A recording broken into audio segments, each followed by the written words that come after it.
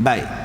Kemudian, maka apabila marah oleh seseorang pada barang yang diredakan oleh Allah dan diredakan oleh Rasul dengan pekerjaan nikah, maka sesungguhnya keluarlah ia daripada mengikut kedua-duanya. Maka adalah hukumnya perempuan yang sedemikian, masuklah ia dalam jumlah syaitan dan iblis yang kena laknat oleh Allah Subhanahu wa taala. Tuan-tuan yang saya hormati, yang dilaknat oleh Allah yang disebut di dalam Al-Quran ni ada banyak. Pertama, yang dilaknat nombor satu, iblis, syaitan. Yang kedua, yang dilaknat oleh Allah, oleh Nabi siapa? Laki-laki yang menyerupai perempuan, perempuan yang menyerupai laki-laki. Lagi, siapa lagi yang dilaknat oleh Allah?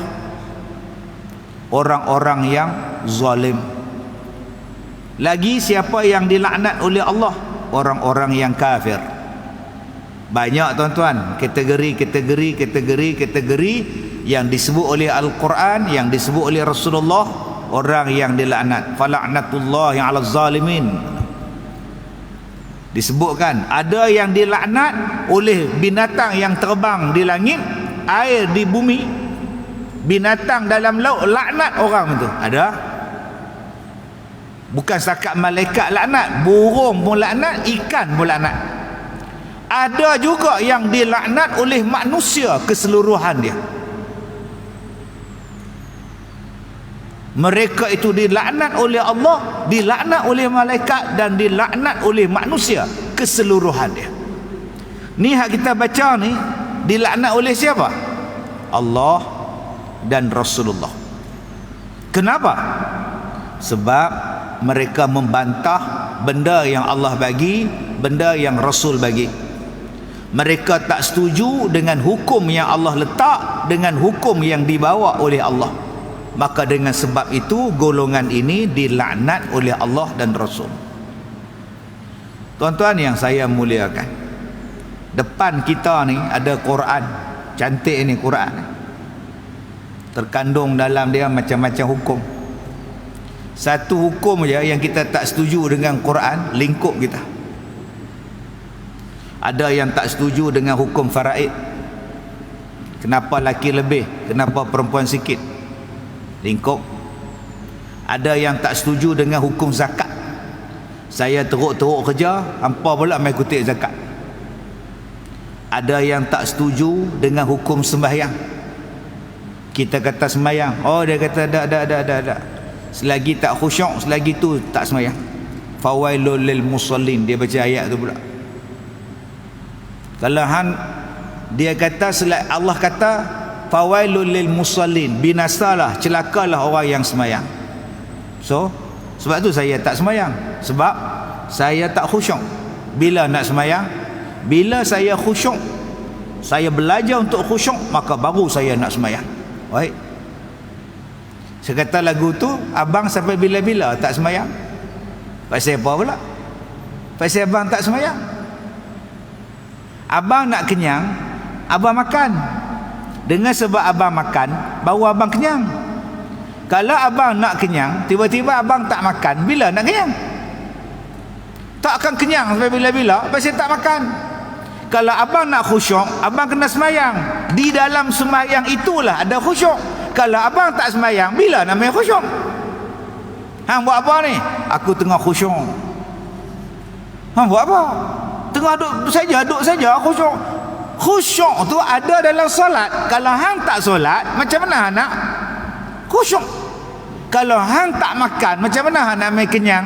Kalau hang tak makan, macam mana mai sedap? Macam mana nak mai masin, tawak apa semua? Hang tak rasa apa? Pasal hang tak sembahyang, hang tak makan. Jadi kalau hang tak sembahyang, sebab hang tak khusyuk, memang hang takkan boleh sembahyang. Sebab hang tak sembahyang, kerana di dalam sembahyang itulah adanya khusyuk. Oh, zaman sekarang tuan-tuan, macam-macam jenis manusia ni. Ada dalam Al-Quran tu hukum berkaitan dengan aurat. Tak Tak setuju dengan Quran, bab aurat lingkup. Ada hukum di dalam Quran itu, hukum anak susuan, hukum anak angkat, hukum membinkan anak dengan anak angkat. Ada entah.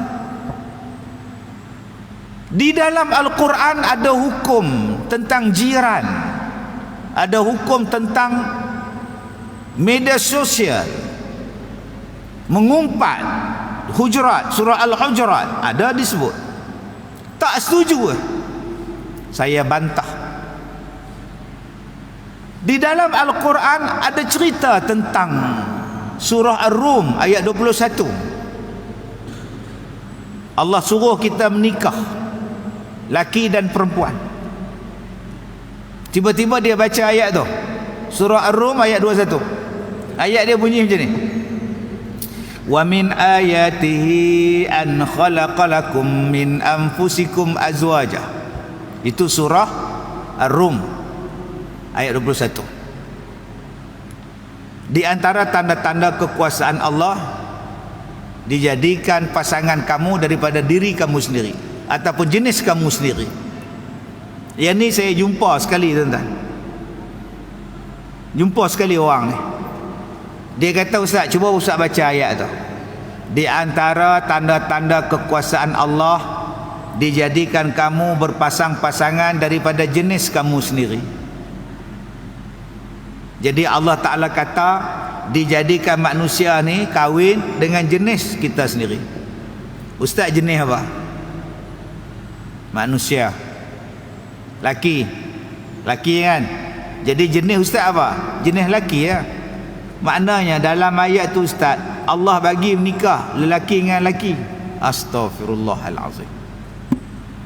Saya nak kata tak agama, nampak muka tu mulus, halus, tulus.